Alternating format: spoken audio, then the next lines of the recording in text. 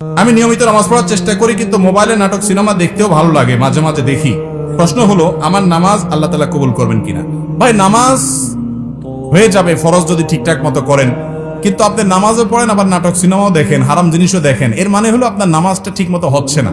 নামাজ যদি খুব ভালোভাবে হয়, তাহলে অন্যায় অশ্লীল কাজ থেকে নামাজ আপনাকে কি করবে? বিরত রাখবে। যদিও আপনার নামাজ ত্রুটিপূর্ণ, তারপর আপনি নামাজ ধরে রাখবেন। ধরে রাখলে একসময় ইনশাআল্লাহ আপনি এই অপরাধ থেকে, পাপের কাজ থেকে, হারাম থেকে সরে আসার সুযোগ লাভ করবেন ইনশাআল্লাহ। আপনাকে ট্র্যাকে থাকতে হবে, চেষ্টা ছাড়া যাবে না, চেষ্টা থাকতে হবে, একসময় আল্লাহ তৌফিক দিবেন। আর মনে রাখবেন, আপনি নামাজ পড়ছেন, আল্লাহর কাছে ইবাদত নিবেদন করছেন, আবার যে কাজগুলো করছেন সেগুলো আল্লাহ, হারাম কাজগুলো করছেন সেগুলো আল্লাহ নিষেধ করেছেন। যে আল্লাহর নির্দেশ পালন করতে গিয়ে নামাজ পড়ছেন, সে আল্লাহর নির্দেশ পালন করতে গিয়ে আপনার চোখকে হেফাজত করতে হবে, কারণ দুটেই কার নির্দেশ? আল্লাহর নির্দেশ।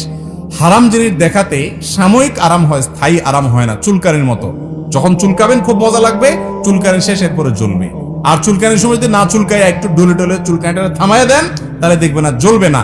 এই জন্য হারাম জিনিস দেখার জন্য মনের ভিতরে চুলকানি হয়, শয়তান উস্কায়, দেখ দেখ, দেখলে অনেক শান্তি পাবি। দেখার পরে ঠিক অস্থিরতা লাগে, কি দেখলাম কি দেখলাম, হ্যাঁ চলে গেল, টেলিভিশন বন্ধ হয়ে গেল, সে চলে গেল, কি দেখলাম। আপনার মনের ভিতরে অস্থিরতা আরো বাড়ে, কখনো মনের প্রশান্তি আনে না, এগুলো মানুষকে অশান্তি করে। আজকে যুবকরা ডিপ্রেশনে ভুগছেন। কেন ডিপ্রেশনে ভুগছেন? ভোগের যত আইটেম আছে দুনিয়ার, সবই তো আপনার হাতের নাগালে। কেন ডিপ্রেশনে ভুগছেন? কেন আত্মহত্যার প্রবণতা বাড়ছে? কেন মানুষ ডিপ্রেশনের কারণে দিন দিন অস্থির হচ্ছে? কেন মানসিক রোগী তরতর করে বেড়ে চলেছে? মূল কারণ হলো শান্তির ট্র্যাক থেকে সরে গেছে, শান্তি ভোগের মধ্যে